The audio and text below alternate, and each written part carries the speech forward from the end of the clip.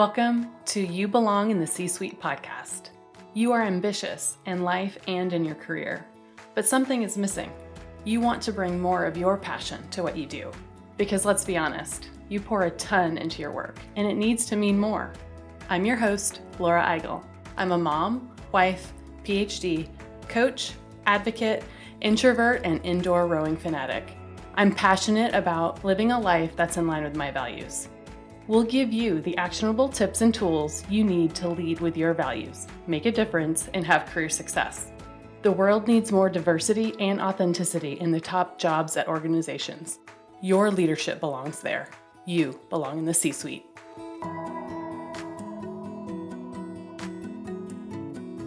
What gets you up in the morning? What drives your decisions? What do you stand for? No idea, not even sure where to start?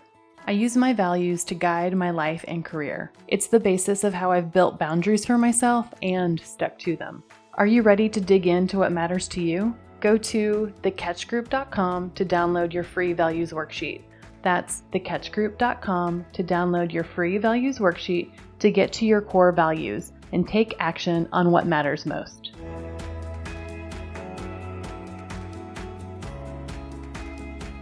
Welcome to this week's episode of the You Belong in the C-Suite podcast. Today, I'm joined by Kamya Elawadhi. Kamya's career has been spent at the intersection of healthcare and digital marketing. As one of the founding members of Doceree, she's had the thrilling challenge of bridging the gap between pharmaceutical expertise and digital platforms. Her journey started with a vision to transform how to engage with physicians digitally. At Doceree, they've tripled revenue and expanded reach to major global markets like the US and India. Kamya's work goes beyond the boardroom. She's deeply passionate about public health and has contributed to initiatives like the Immunity Charm campaign with the Bill and Melinda Gates Foundation, which has had a significant impact on vaccine compliance globally. She's also a fierce advocate for gender equality in the tech world. As a global ambassador for the Women Tech Network, she mentors and empowers women, aiming to build an inclusive environment where everyone can thrive. At Doceree, they've fostered a culture where 55% of their workforce are women, something that she's particularly proud of. In our conversation, Kamya shares her career journey, her values, and multiple topics around a broader theme of modeling the culture that you want through example. A few of the topics that we discussed are how she grows by developing her team through delegation. We also talked about how they used behavioral economics principles in the healthcare media space and how you can use the concepts of nudging to enable small behavior changes and interaction towards an optimal outcome. She also shares an example of how she does that within her team's culture for learning and engagement. We also talked about the importance of partnerships and why growing within community is so powerful. I know you're going to get a ton out of this episode as Kamya shares multiple tangible examples. Let's get started.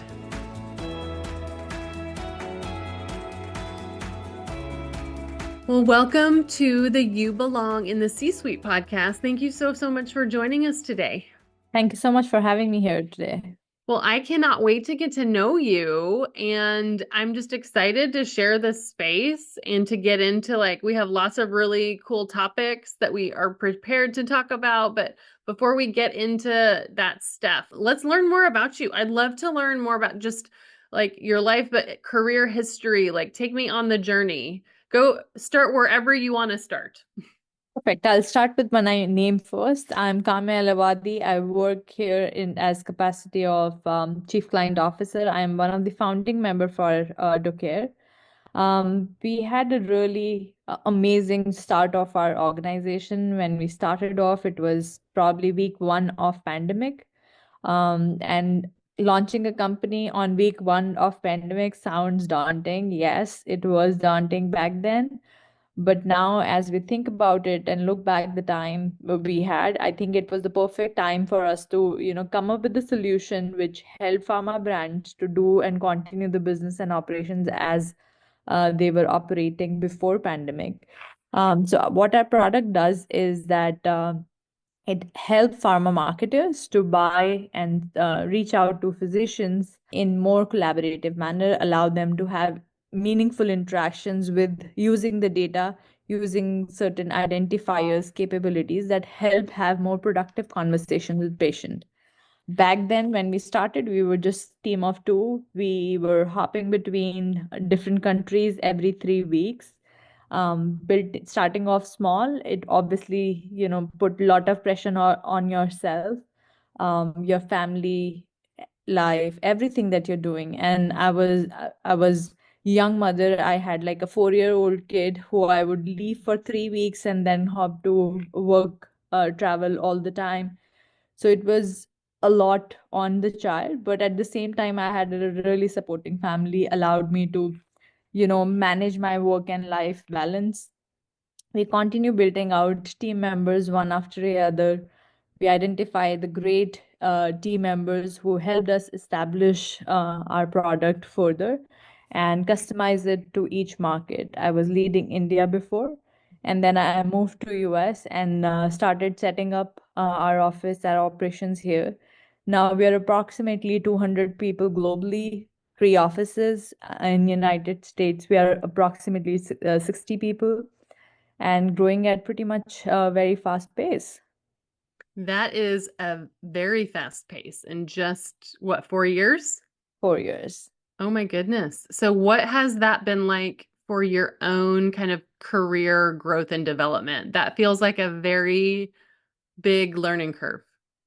It was definitely a very, very big learning curve. I think I always wanted to do something on my own, but never knew what I really wanted until I really started getting involved in this as one of the side project that I was doing at my old role. It was I wanted to get out of 9 to 5. When I moved here, I realized that it's not 9 to 5 anymore. It's 24 hours, and now I have to integrate my life with everything that I'm doing. So I started considering that was a big change in the way you think about it.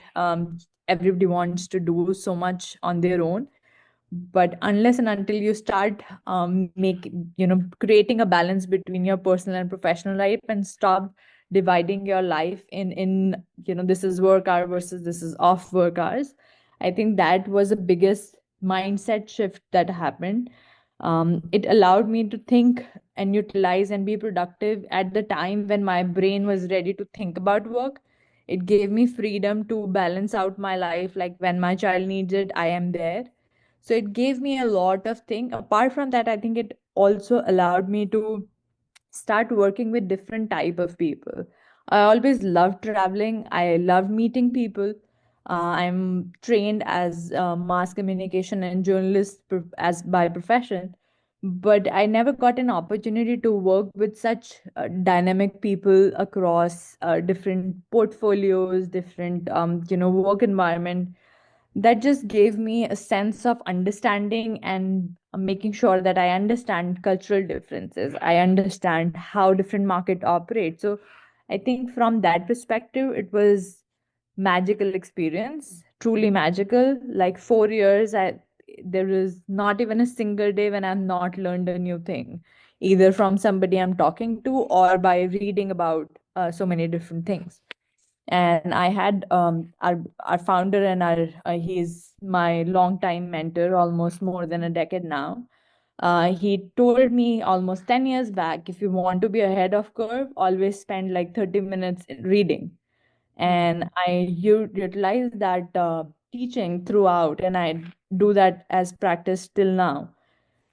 Just giving that 30 minutes pushed me ahead of everybody that I was working with almost like 5 years. It gave me a thinking mindset and gave me opportunity to outshine everything that I was doing. I got an opportunity as well as I was able to embrace that opportunity. I love that. I love that growth mindset. And you don't have to be like light years ahead of people. You just have to be ahead of them a bit, huh? Absolutely. I think 30 minutes is not too much. It's like making routine like you work out. And it's just about spending that 30 minutes reading something that might teach you something, motivational. I started off picking, I didn't enjoy reading books back then. I started off picking news articles. I liked reading about industry insights. Then I started reading about different people's point of view, then podcast one after another, and there were so many things that I kept picking up. Never had left that habit, and I'm trying to make sure that my kids also start following up, because when you lead by example, it's easier for anybody to start following. And this is one advice I give to all my team members as well. If you really want to stay ahead, know more than your client knows. I love that idea of modeling behavior. And I think that is just so important, especially as a leader you are in this growing company.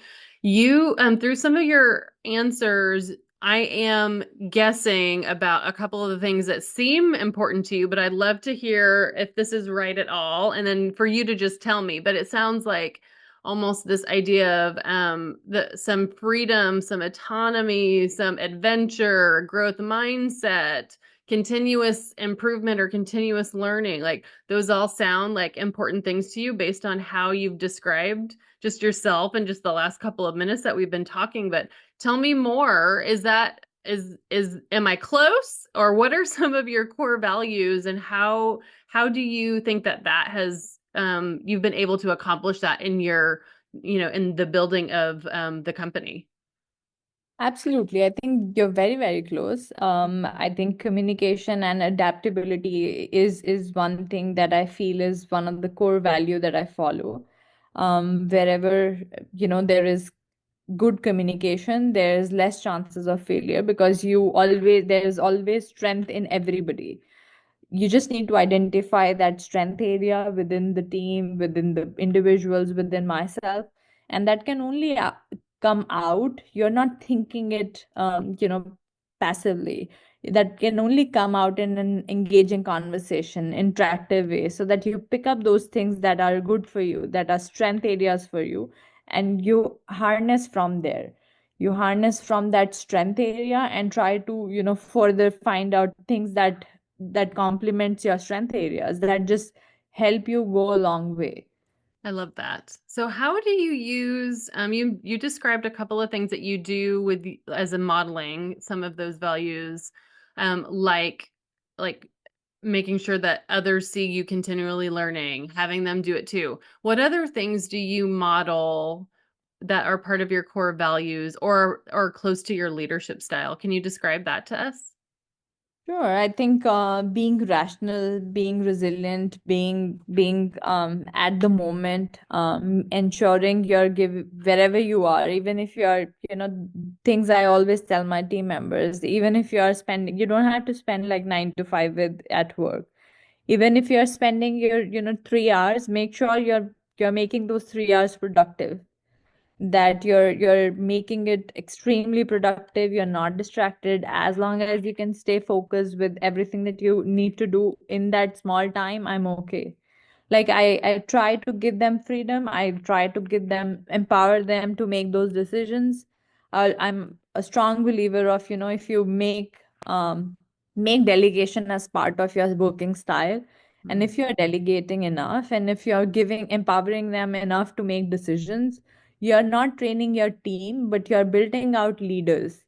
And if you're building out leaders, after few, in no time, you'll be working with leaders and thinkers and people with positive mindset, who are ready to partner with you in a growth journey. And that's what have really helped us to reach where we are, because our team that we have built, we take pride in building this team one after another. They all are extremely, extremely great thinkers, and they try to put a lot of time and thinking in anything and everything that we are doing as a team. I love that you said that, the delegation, because I mean I coach and I work with a lot of leaders in lots of different industries, lots of different um tenure, different size teams. And I will tell you here recently, like just this theme of they're really great leaders, but they're not delegating because they're hoping maybe they love the work. Maybe they're actually trying to protect their team, like from, all of the stuff that'll interfere with their team's work-life balance, right? Maybe they can get it done faster than their team. But I love what you just said, because if you are delegating and empowering them, they're learning how to do it and you're teaching them how to think about it. And then they can do even more. And so it's just so interesting how easy it is to not delegate. And I love that you brought that up. Do you have any tips on how you do that well? I think this is not something that I just picked it up. I made my mistakes on my way. Yeah. I realized, if I have to make not I just have to come out of an individual contributor to and become a leader. I need to make sure that my team grows with me. And if my team is not growing, if they're not seeing that value working with me, neither they will grow nor I will grow. And I want to grow. And in order to do that, I have to start thinking them as, upcoming leaders. And if I don't do that, I won't be ever be able to grow myself. Mm, And I I think love that.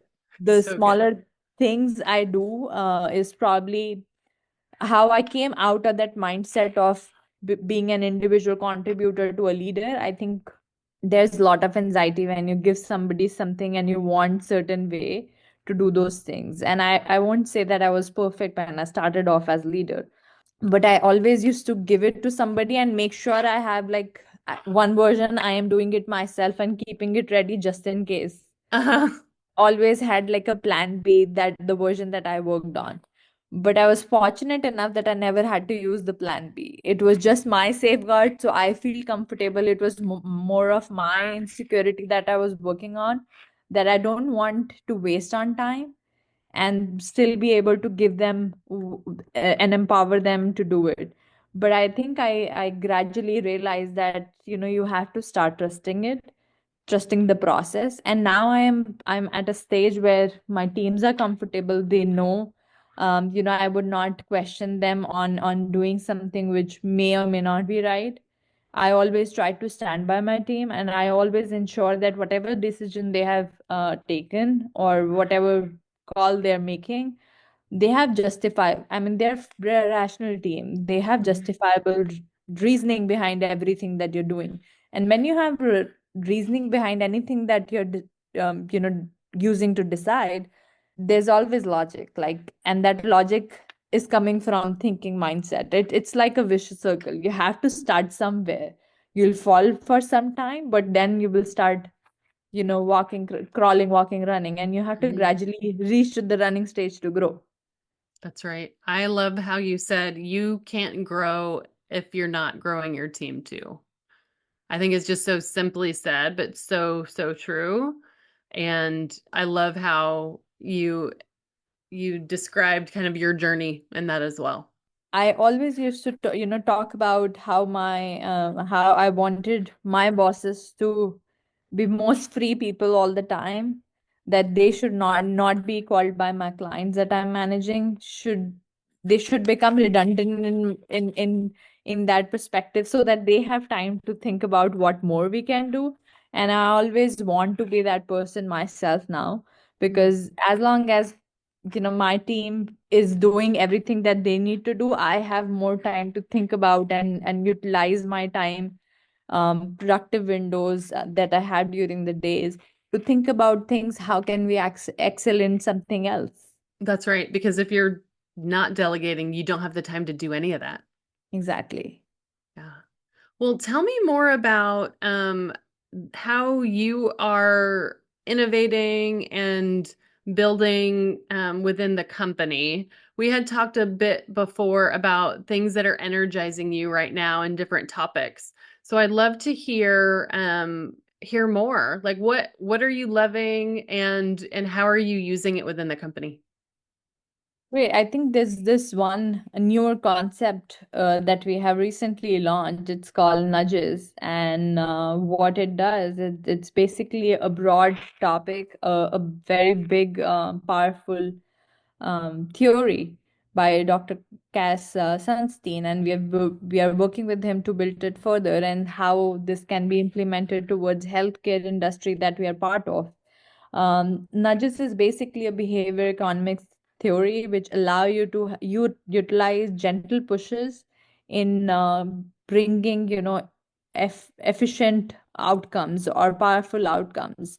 How we are utilizing that in healthcare in our company throughout is that we are utilizing those nudges as small messages to physicians in order to do what they're supposed to do or what they are doing, and help them take better patient care, make sure that decision makings that they're doing is all data driven through these smaller nudges.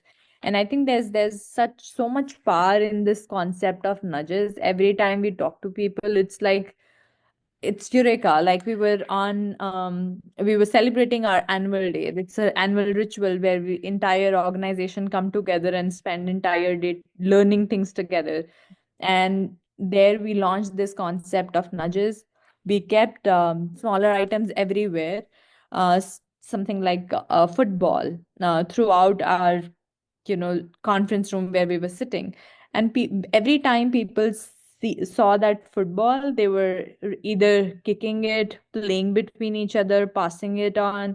Some small bells, every time you see a bell, you ring it, you try to do play with it or something. So the whole point was there are smaller messages in each thing where you see things and you want to do. There's a logical response your body has to after seeing those things, and they could be connected to the memory, something you're understanding, something around your data. That was such a powerful concept, and when we launched it in healthcare, I think in our category we were the first one to bring out this big idea in healthcare media space. I think everybody loved it, and that's super exciting for us this year. I love the concept of nudging, and I think I also love how you are also modeling that, like even within your team meeting. That's a great example, right? Of then how can you build it even more into your culture or how you lead or whatever it is. I've seen it on the human resources side. There's different things like how do you get people to enroll in benefits that are good for them, but are also good for the whole company? Like making sure that the nudge is like the default that's set up, right? And then they have to opt out of something and or instead of making it hard, right? So all these little things that we can do in systems or in little interactions to nudge people towards an optimal outcome, right? Whether that's in healthcare, and I think just the positive things that could happen are huge, right? How else have you seen, or what other examples have you seen of nudge within your space or other spaces that has been interesting to you?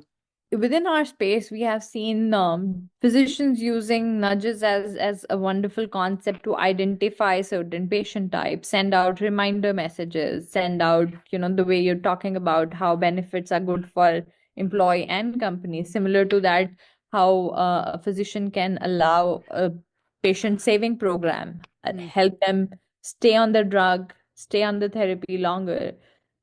So adherence rate, we saw that adherence rate of the drugs that were following the nudges concept was much higher than any other category. I think there's so much positivity around how we have seen the outcomes after the nudges, that it's magical. Yeah, that's exciting to think about. I always love to think of, okay, how else can it be used in like other stuff that we're doing? And since we talked about delegation, I'm like, I wonder how that intersects with that or with just like learning in general. I think it's a really interesting area to explore. Yeah, I think from learning perspective, we a smaller nudges on bringing team together. There's this concept of called that we follow. It's called CSR. It's 1 hour in a week where entire team who do not work together from CS department, client servicing department, come together, sit together, and share those things that they have done for their respective clients, interact with each other, learn from each other. And a lot of time these interactions are smaller nudges to do things little differently for your clients so that you bring efficiency, like following a tracker which one team is doing and other isn't doing. They learn from each other. Now the second team also start doing it, and there's a revenue increase that we saw because you were able to manage the client better, client's expectation better, client was happier and had a better result for their programs that they're running. So I think nudge as a concept, it's so adaptable that it can go to any part of it. If you really think about it, as basic as taking your kids to a restaurant, the restaurant give you a table and they leave like three crayons and a paper with coloring Yeah. drawings. Yeah. And it's a small nudge to how you can keep your kid occupied and be seated on the same table. It's small crayons that keep them engaged till the time you go through your menu and order the food. And by that time, that paper is that small itself that by the time you order, you should be your attention should be back on the kid. But it's such a small thing, small gesture by restaurant providing those crayons that help to keep the kid occupied for first 5 minutes of settling in period and ordering something for yourself, and that's about it. There's so many examples around this. Yeah, just little things that then maybe you'll go back to that restaurant because they did that, right? Absolutely. I think those things just leave you with good experience, a better outcome, and a stronger motivation to, consider them over others. Yeah. What, since you have been such a part of a company that has grown so fast, what other big lessons have you learned because of that fast growth? Is there anything specifically that jumps out to you? Just the high acceleration, in the last 4 to 5 years? I have learned a lot. There's so many great lessons that I have had. Before joining Docare, I was with advertising companies, working as client success director or different positions, but always managing clients from creative aspect, never on media. So learning media was a big shift from moving from creative to media, which is more, numbers, more calculations. It was more like having a life divided in two parts, how your left side and right side brains work. One is very creative, one is very logical. And that's how I used to think about how I have had that journey of my life, that I was on a creative side of the brain before, and now I am tapping on the more logical side. um, Making that shift from being coming to from a creative background where you have excelled, you have learned everything you Mhm. could do, and then shifting to something extremely new and starting all over again was a very, very big shift, very big learning.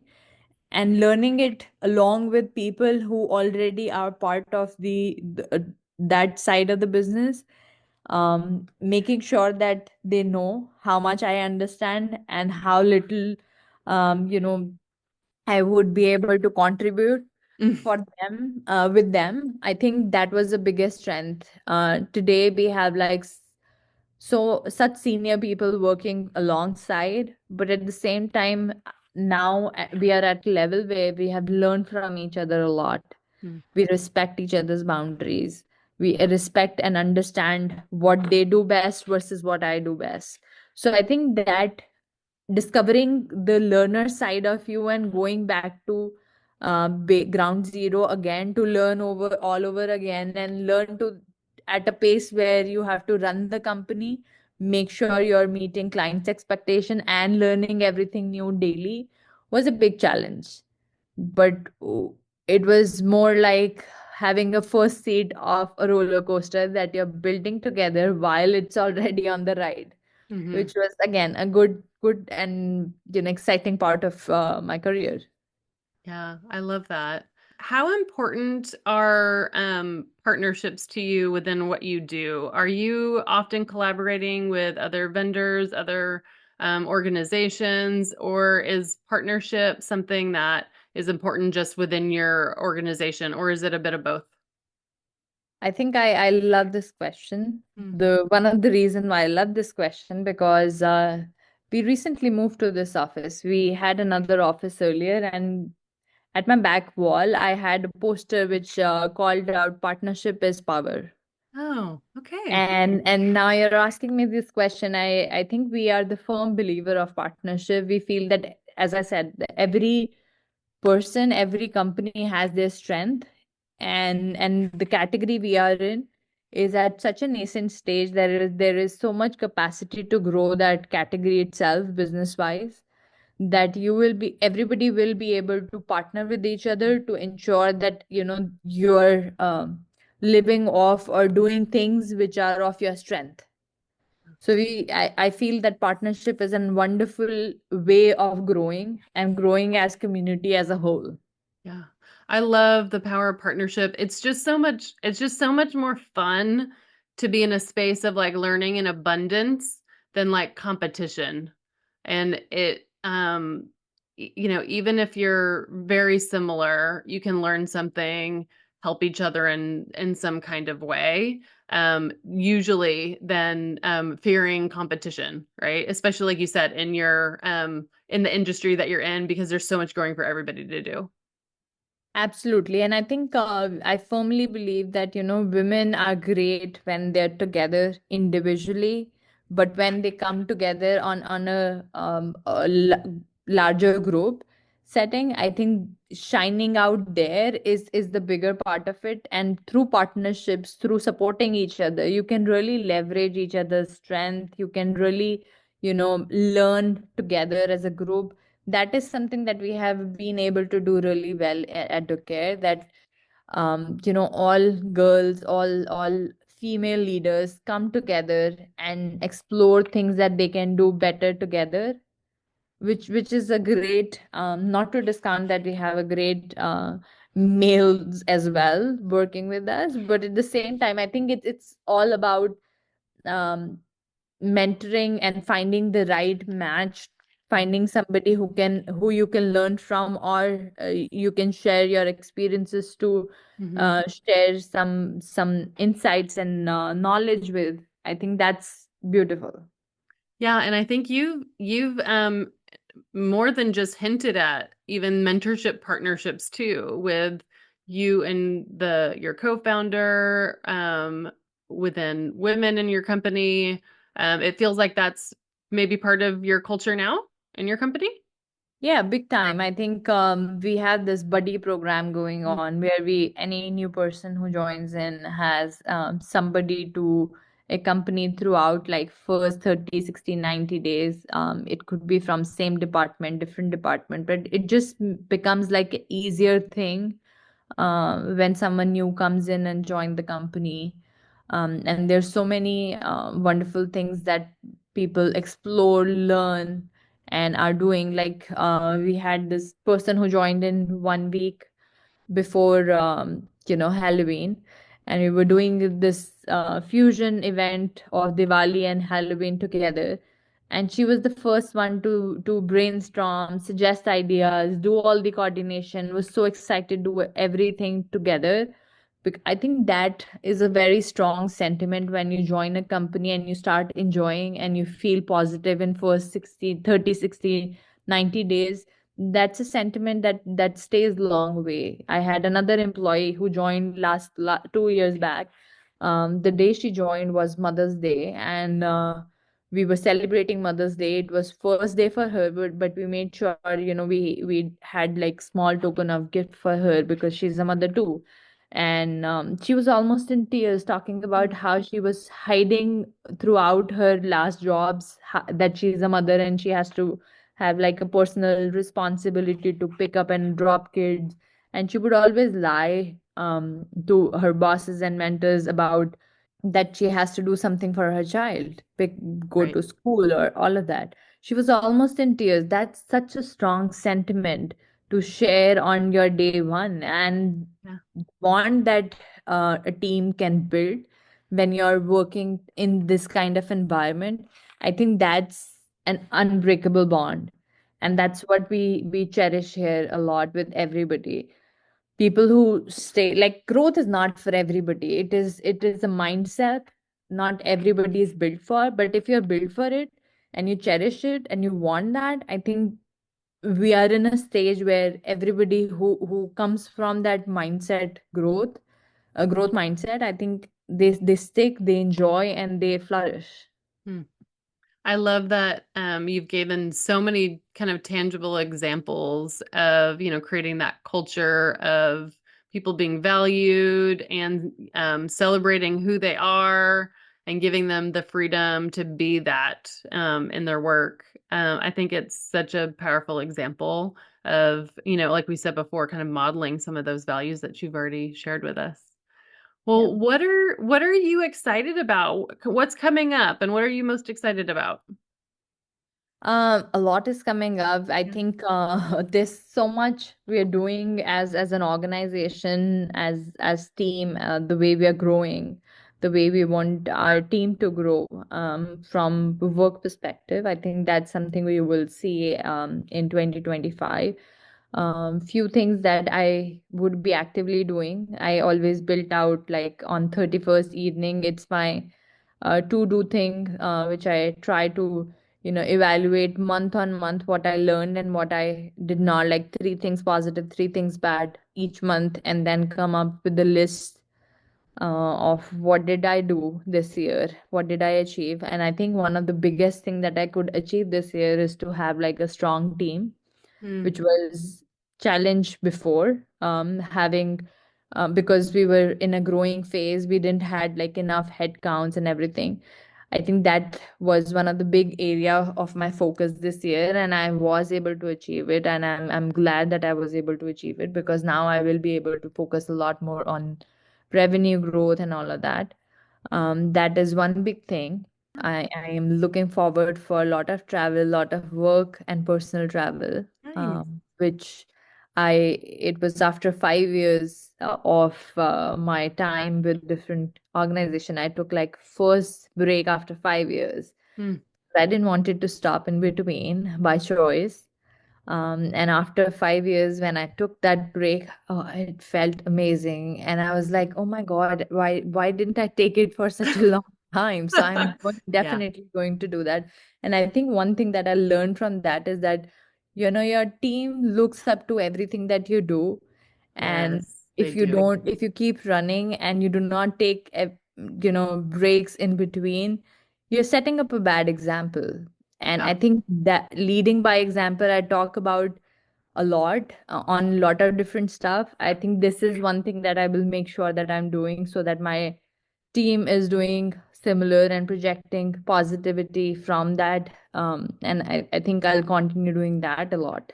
I love that because you've mentioned before, like the growth by example and development by example and teaching them and empowering them by example, but also they are watching you. And if you do not do the things that you want to do, then they won't do it either. So I love that goal for 2025 of like more travel and then talking about it. I think it's just so powerful. Yeah, I think, half problem is solved when you acknowledge it. So I feel that acknowledgement in itself after taking one break was good enough motivation for me Yeah. to do it all over again. Yeah, I love that. Well, I'm so happy that we were able to get to know each other a little bit better and share this space together today. Thank you just so much for sharing your experience and your thought leadership and all of the stories and tangible examples. I know everybody's going to learn a ton from you. What is the best way for us to keep in touch with you? The best way to keep in touch with me is through the LinkedIn profile. I'm available with Kamya Elawadhi name. So Awesome. that's easiest way to reach out. Perfect. We'll also link that your profile in from LinkedIn in the show notes of this episode too. Well, I just want to thank you so much for hanging out with me today and just thank you for just learning from you. I've loved it. Thank you. I think I learned a lot from you. The lot of insights that you kept giving in between through your questions was amazing as well. Thank you so much.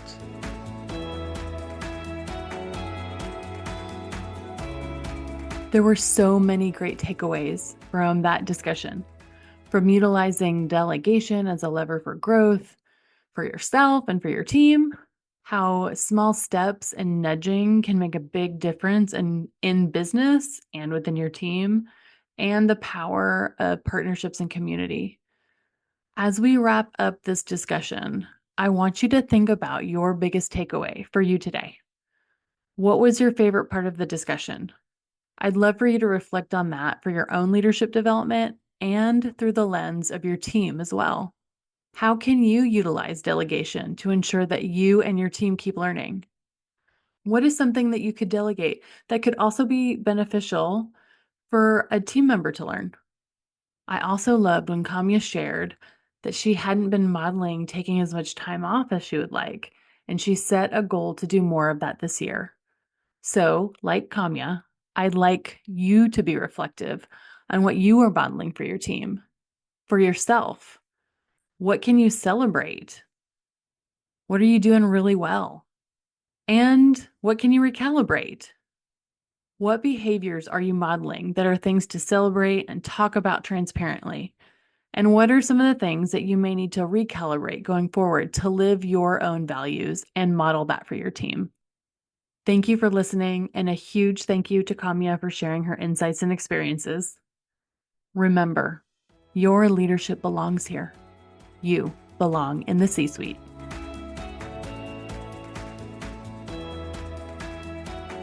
I want to thank you so much for listening to the You Belong in the C-Suite podcast. If you are enjoying this content, please remember to rate and review on Apple Podcasts. By leaving a review, you are helping others find this content.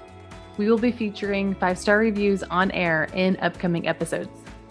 Editing and support for the podcast is done by S&E Podcast Management. To get more tips and tools to help you live a life guided by your values, go to thecatchgroup.com. Keep your boundaries and take care.